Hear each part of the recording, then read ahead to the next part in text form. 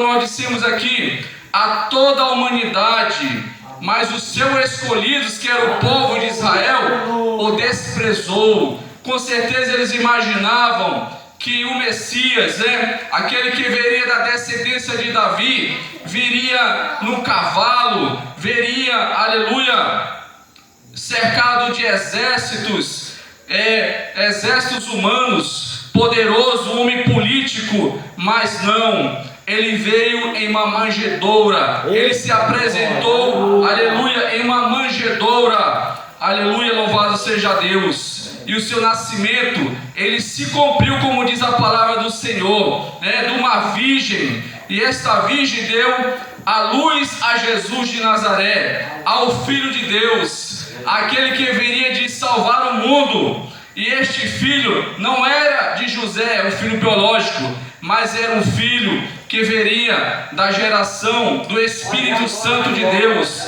que não viria da carne e da vontade do homem, mas viria, aleluia, da sombra do Onipotente. Louvado seja Deus. E os judeus não entenderam qual era o mistério do Senhor, qual era o seu propósito, aleluia, porque eles estavam cegos, eles estavam conformados com estes séculos, estavam confortáveis em suas vidas, e agora os apóstolos estão incumbidos de levar a palavra, o evangelho, a toda aquela redondeza, começando lá em Galiléia, começando ali, e o Senhor começa a enviar os seus servos, até mesmo ele começou a pregar para aquela nação que estava ali sobre as trevas. Louvado seja Deus. E nós vimos, irmãos, a misericórdia de Deus através da história. Então, é nesse período que nós vamos ver a igreja de Cristo sendo perseguida. A igreja de Cristo, ela sempre foi perseguida, ela sempre será perseguida, porque a igreja de Deus não pertence a este mundo. Nós não pertencemos a este mundo. Nós, aleluia, pertencemos a um mundo muito mais além daquilo que nós possamos imaginar, aquilo que os nossos olhos nunca viram, aquilo que nossos ouvidos não ouviram. Aleluia, o Senhor tem guardado para nós. Louvado seja Deus. E o apóstolo, um judeu, um homem zeloso, achando que estava fazendo uma obra para Deus, começou a perseguir a igreja de Deus, começou a perseguir aquele povo que invocava o nome do Senhor. Então, num exato momento, o apóstolo tem um encontro com o Senhor, porque quando ele viu que aquele povo estava ali, o único crime daquele povo era pregar aqueles que estavam à beira do caminho, nas trevas, perdidos nos seus pecados, aleluia, era aceitar a Cristo pela fé, para que viesse ao conhecimento da verdade, aleluia, se batizassem e dessem testemunho. Então ele começou a perseguir aquelas pessoas, e ele pediu carta para Damasco aos sumos sacerdotes, para que ele tivesse autoridade, livre acesso, para que se ele achasse qualquer um daqueles cristãos que estavam ali, levasse presos a Jerusalém.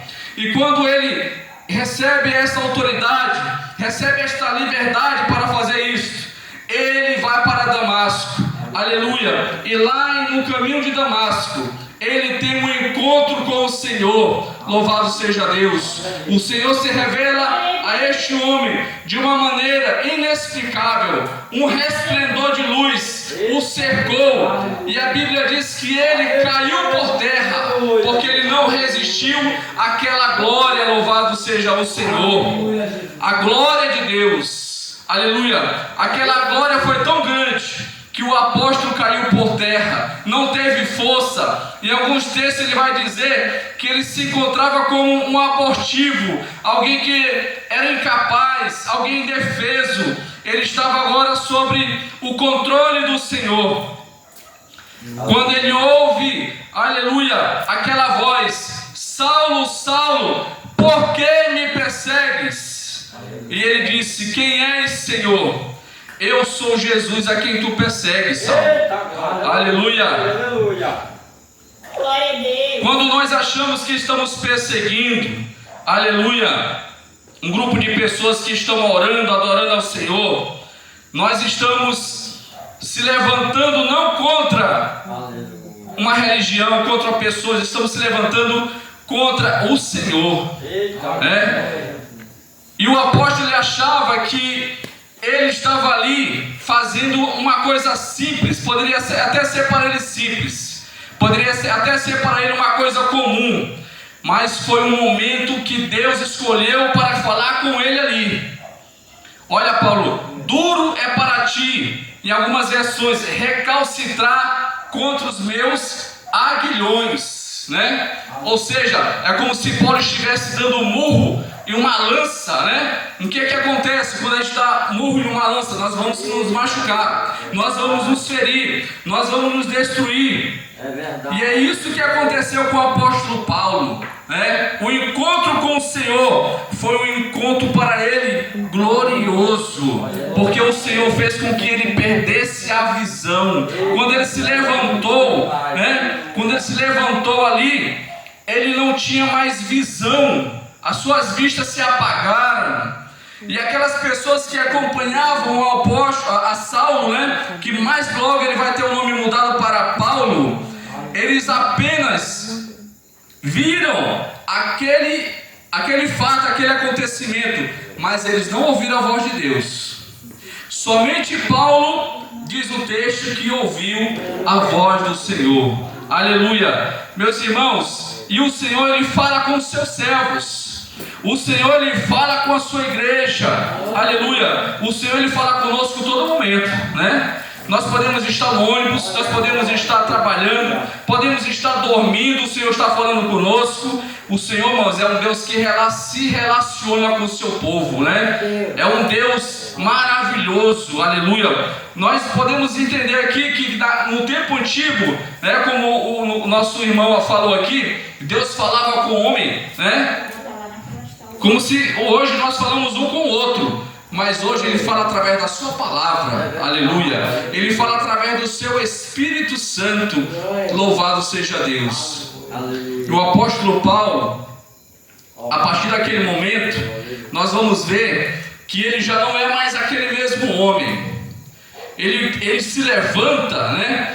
Quando ele se levanta daquele momento que ele cai naquela visão, ele já se levanta um homem diferente, um homem transformado, aleluia, louvado seja Deus. Olha, irmãos, Deus tem um poder para transformar, Deus tem poder para fazer grandes milagres. Nós vemos na Bíblia, na palavra do Senhor, Deus abrindo, né, mares, Deus movendo montanhas, Deus fazendo o sol parar, vemos Deus ressuscitando mortos. Mas, irmãos, o maior milagre no meu ponto de vista pessoal é a transformação de caráter, né?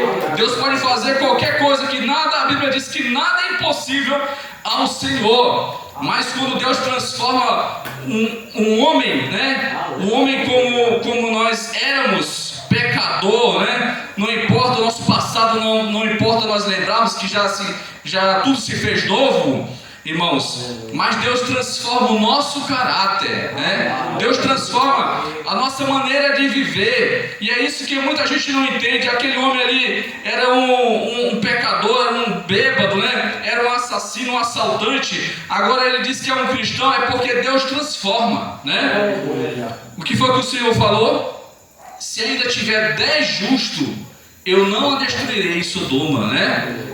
Não é verdade? Será que não há mais de 10 justos hoje, irmãos, na terra? Né? Será que não há? Há muito mais, né? Porque há muito mais justo na terra hoje. E por que será que o Senhor ainda não destruiu essa terra? Porque Ele é longânimo, né? Aleluia, a misericórdia do Senhor, ela é eterna. Não depende de nós, não cabe a nós julgar o tempo ou a estação do que Deus virá a buscar a sua igreja, irmãos. O Senhor ele tem compromisso, sabe com quem? Com nós, né? Comigo, com você. Deus nos chamou, irmão, para pregar o Evangelho, né? Deus nos chamou para ser servo dele. Nós não estamos aqui para aparecer, para ganhar, não, nós estamos aqui para pregar o Evangelho, né? Deus nos chamou para ser pregadores do Evangelho. Há almas que estão sedentas, há almas que estão morrendo, e às vezes nós